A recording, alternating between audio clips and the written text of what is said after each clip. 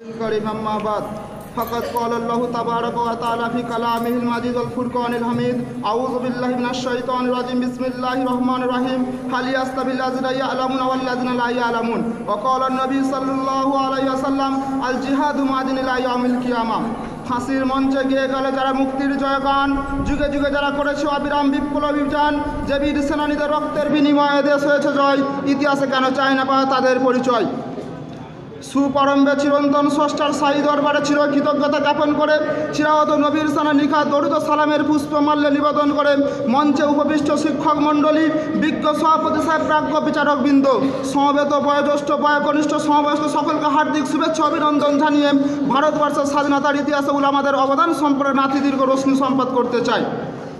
বিচক্ষণ বিচারক মণ্ডলী, ভারতবর্ষের স্বাধীনতা সংগ্রামে উলামাদের অবদান সম্পর্কে আলোচনার প্রারম্ভে যে মহান বিপ্লবীকে স্মরণ করতেই হয় তিনি হলেন স্বাধীনতা সংগ্রামের জন্মদাতা অগ্রগামী দুঃসাহ অলিউল্লাহ দেহলভী রহমতুল্লাহ আলাইহ।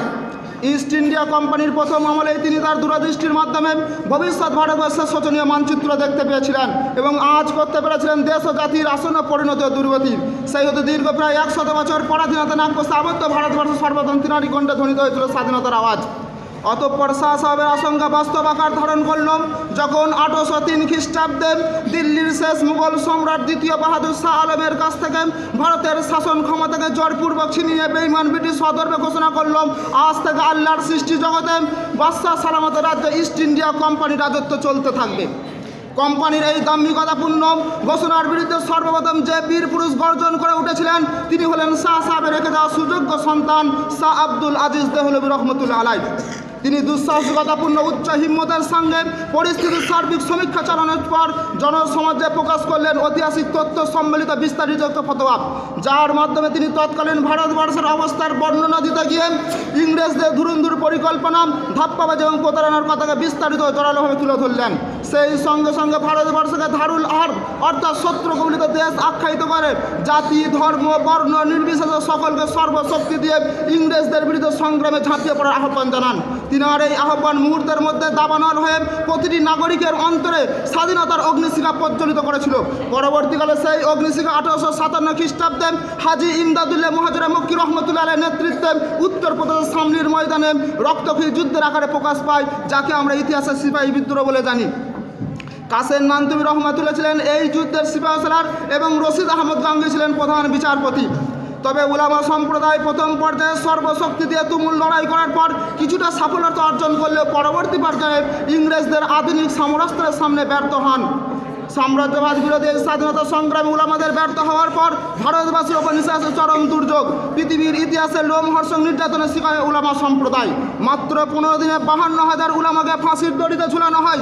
দিল্লির চাঁদিনী চক থেকে শুরু করে পাকিস্তানের খাইবার গিরিপথ পর্যন্ত গ্র্যান্ড ট্রাঙ্ক রোডের দুই ধারে সারিবদ্ধ বৃক্ষের মধ্যে এমন কোনো বৃক্ষ অবশিষ্ট ছিল না যাতে কোনো আলিমের লাশ ঝোলানো ছিল না।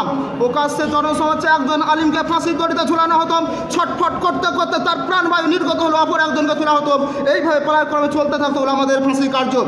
সুধী শ্রোতা মণ্ডলী, পরবর্তীকালে যে অগ্নিপুরুষ ব্রিটিশ মহাজনের কাপন ধরিয়ে দিয়েছিলেন তিনি হলেন সাইকুল হিন্দ মাহমুদুল হাসান দেওবন্দি রহমতুল্লাহ আলাইহ। তিনি 1916 সালে 4 সঙ্গী সহ হুসাইন আহমদ মাদানিকে নিয়ে মাল্টার দ্বীপে 3 বছর 7 মাস বন্দি জীবন অতিবাহিত করেন। অতঃপর মৃত্যুকালীন অবস্থায় তিনি শেষবারের মতো যে কথাটা উচ্চারণ করেছিল তা এই, মৃত্যুতে কোনো আক্ষেপ নেই, কিন্তু আফসোস এই যে আমি বিছানার ওপর মৃত্যুবরণ করছি। আকাঙ্ক্ষা ছিল যে জিহাদের ময়দানে আল্লাহর নাম বুলন্দ করার অপরাধে আমাকে কেটে টুকরো টুকরো করা হবে। উক্তকালে বীর মুজাহিদ হুসাইন মাহমুদ বান্দরী বলেছিলেন, যদি আমাকে জ্বলন্ত আগুনে জ্বালিয়ে পুড়িয়ে ছাই করে দেওয়া হয় আর সেই ছাই যদি উত্তাল সমুদ্রে নিক্ষেপ করা হয় তবুও সেই ছায়ের প্রতি গোনা থেকে জিহাদের হুঙ্কার শোনা যাবে। অতঃপর মনে পড়ে যায় মাওলানা হুসাইন আহমদ মাদানির কথা এবং তার ছাত্র মাওলানা মোহাম্মদ আলীর কথা। তিনি 1930 সালে 19 নভেম্বর লন্ডনে ইংরেজদের বুকে জ্বালাময়ী ভাষণ দিতে দিতে বলেছিলেন, যদি আপনারা ভারতবর্ষকে স্বাধীনতা